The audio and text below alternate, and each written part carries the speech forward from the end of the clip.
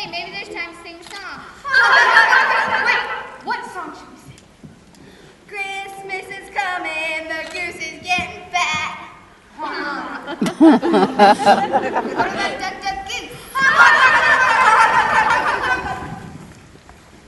Duck, duck, goose.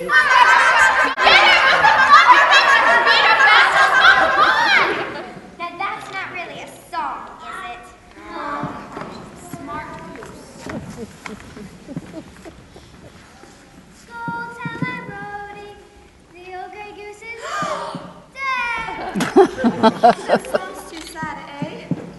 How about honky tonk angel? You know, honky tonk angel. No, that's about a goose impersonator. Here's one of my favorites. It's my goose saying I'll cry if I want to. Wait, I have a perfect song. Honk if you love geeses. This song is the Canada Goose version of all of our favorite things. Y'all just join in when you get the hang of it. Honk if you love jelly donuts. Honk, honk, honk. Honk if you love patterns so. Honk, honk, honk.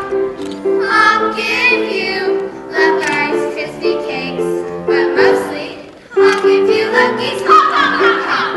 Remember, honk if you love gooey cheese whiz. Honk, honk, honk. Honk if you love candy canes. Honk, honk, honk. Honk if you love all dressed chips, but mostly honk if you love geese. Honk, honk, honk, honk. I think I'm getting the hang of this. Like this. Honk if you love Shirley Temple. Honk. Honk if you love sunny days. Honk, honk, honk. Honk if you love long walks in the park. But mostly, honk if you love those little toys you get at the store and they come out of the machine in a bubble and you open them up and you're surprised to find out that the toys are cheap and they don't do anything anyway. You were doing so well until you got off track. You left out the most important line. The line about us. And honking. Don't you remember? Rhymes with fleece. It's geese, eh? Honk if you love geese. Honk.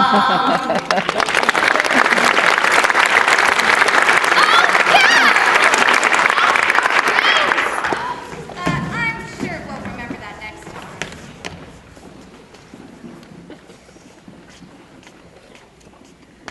Not too bad for the first time now.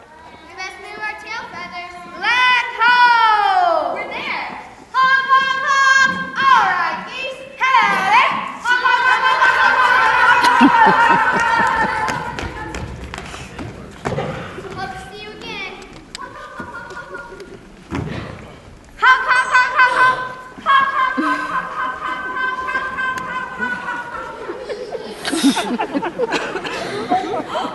At last, the coast of England. Where is my ship Archibald? Over here, miss. The lad looked like a farm worker, but his eyes were cool and clear. Not at all what I expected Uncle Archibald to look like. I don't recognize him from the photograph, do you? You're not my Uncle Archibald. No, miss. Your uncle sent me to meet you.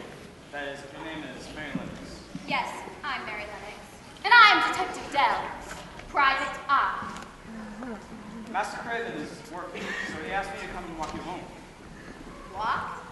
I am expected to walk with all this luggage. No, indeed, miss. We'll have plenty of help once for your s'mores.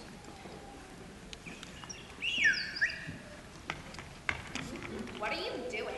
You see that Robin over there? Yeah? I just asked that Robin to go line up some help.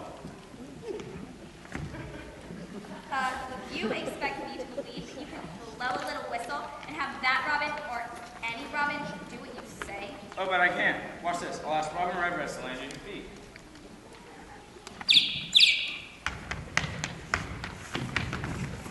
Well, I never. That was a fluke. Do you want her to sit on your head? Hey, I believe you. Robin does what you say, but what's with the whistle? Every other animal we've met seems to speak English. Oh, I speak English. I just like it when Dickon talks Robin. The lad had the look of Peter Pan and an elf mixed together. I didn't know the secret to the whistle, but I was determined to stay on the case until I did. Off you go, Robin Redbreast. We'll follow after. The road to the manor was even enough, but as we approached the moors, a clue presented itself. I started to see acorns scattering the ground. They seemed to be spelling something. I stopped to read the message. Through and art, emo clue. That can't be right. I immediately reached for my notepad, knowing that it may take months to decipher the mysterious and cryptic message of the acorns. This is the kind of puzzle that only a trained private investigator using mental leaps of logic could ever hope to solve. Welcome to the moor. How fiendishly clever to put it upside down like that! Whoever thought of that must be very counterintuitive, indeed. Oh, that was just my friends, the squirrels. Come on out, little ones. Ah! How'd you know it was us? Was it the handwriting? No. It was just that you used acorns to leave your message. Not everyone does that. Told you we should use blueberries. That was after you suggested using raindrops, so I put Ha! It was an interesting group of animals. They seemed to think of Dickon as one of the family. There were squirrels, foxes, sheep, a crow,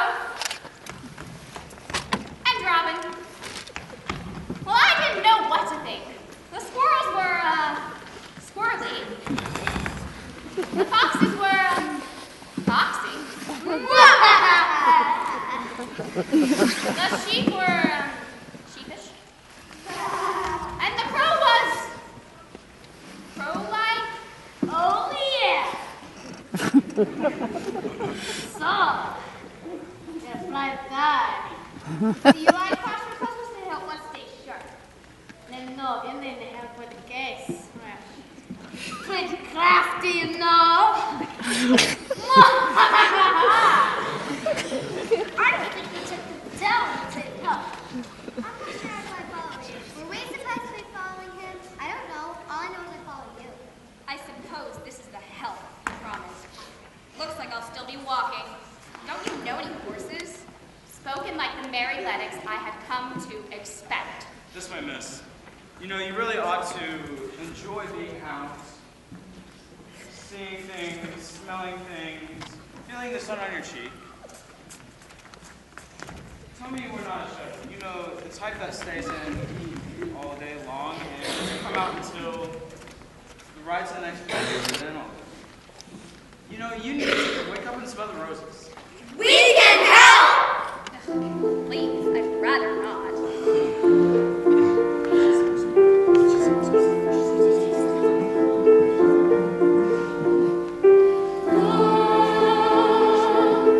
You see the brook and the trees, always feel the breeze. There, up in the air, that's a hawk. There's more, it's a flock, squawk. So much to see, the flora and fauna, a rose and a mouse. Come on, get out of the house. The earth's alive from this time. It's right outside your door. So there's no day like today. There's no day like today. You and I like sea and sky. So that is why I say there's no day like today.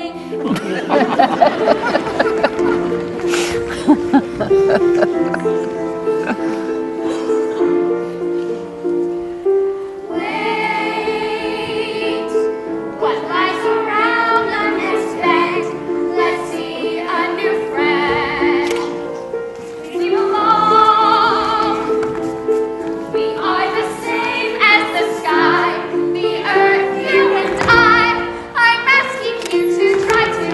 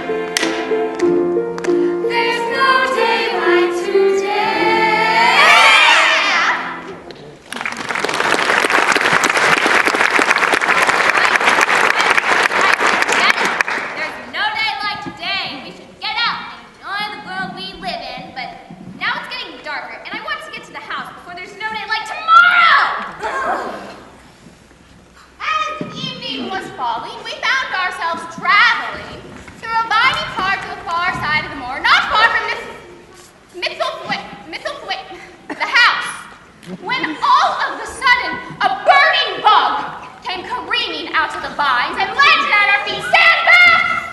Who knows when it'll flame up again? I take it that you guys don't have fireflies from where you're from. There it goes again. Don't be silly. There's nothing to be afraid of. Excuse me, I was wondering if I might stick you in a bottle to light our way. Well, you must have a big pot to put me in. What Mary means to say is, could you and your friends help us back to the house? It would mean less trips, scrapes, bruises. Well, if you put it like that, we'll have to. I'll go get my Firefly family. Friends, and we'll sing our favorite song.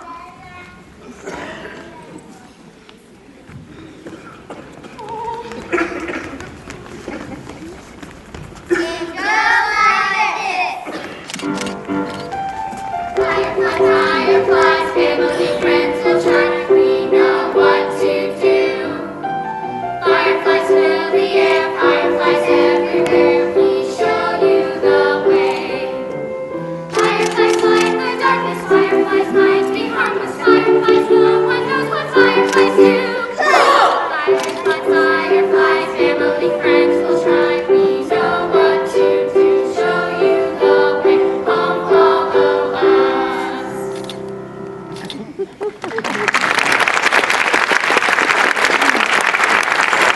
So the fire flees. Fireflies! The fireflies showed us the way to the house, and Mary Lennox was nearly home. The vines gave way to a stony path that led directly up to the door of a very impressive estate. The squirrel, fox, sheep, crow, and robin said their goodbyes as we approached the house. The fireflies did a victory lap before returning to the moor. Fireflies! Fireflies! Fireflies! Mary didn't say a word. Her tough exterior was firmly in place as Dickon rang the bell. There is something strangely familiar about that doorbell. A clue! Dickon! Oh, thank goodness you're finally home. And this must be Mary. Who's this to you? I'm sure you must be tired. But I'll run and get the housekeeper, Mrs. Medlock. She's been preparing for your arrival all day. And I'm so pleased to meet you. Oh, and it will be so grand having a young lady in the house. Martha, could you stop your yabbering and fetch Mrs. Medlock? We've been walking for hours. Here she is, ma'am, Mary Lennox. I want to hear all about your voyages from India. And while we're on the subject, all about India. And did you meet any nice friends in your travels? Martha, there will be time for that later. First things first, let's get you comfortable in bed, if that's okay. And this call is... This was the person what was hired to bring Miss Lennox from India, called something Did you say I? It is a Detective Dell, Private Eye. As you wish, Del I. American, aren't you? That explains a lot. Now, it's time for some introductions.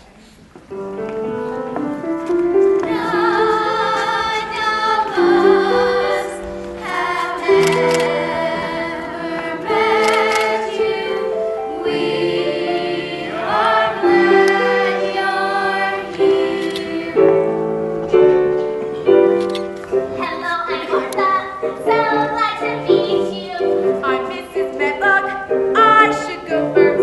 You'll fit right in here, I'm sure you'll agree.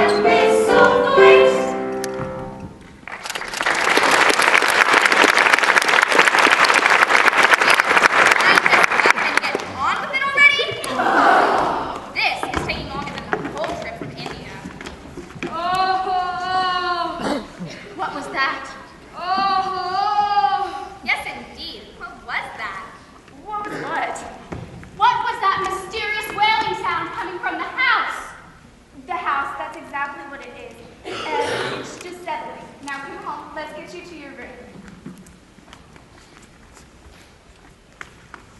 I had heard some strange things in my years in the detective business, but nothing as eerie as that wailing noise. I decided to make a note and mark down the time. That way, you see, if I heard the sound again, I can mark down the time then, and then subtract that time from this time, and then I would know how much time had passed.